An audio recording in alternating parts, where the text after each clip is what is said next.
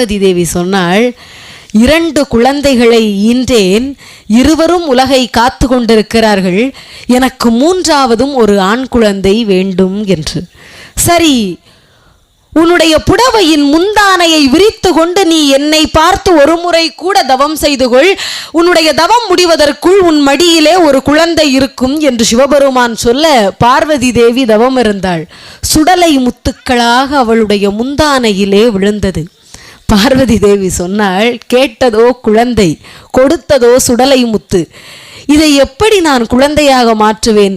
இந்த முத்துக்களை குழந்தையாக மாற்றி கொடுங்கள் என்று கேட்க சிவபெருமான் மாற்றி கொடுத்து சுடலை முத்துக்கள் குழந்தையாக மாறியதால் சுடலை மாட சுவாமி என்று சொல்லி வணங்கினோம். இது கூட பெரிய விஷயம் அல்ல. கைலாயத்திலே இருக்கிறார் சுடலை மாட சுவாமி, அடிக்கடி பூலோகம் வந்து போகிறார். பெற்றோர்கள் பிள்ளைகளை கவனி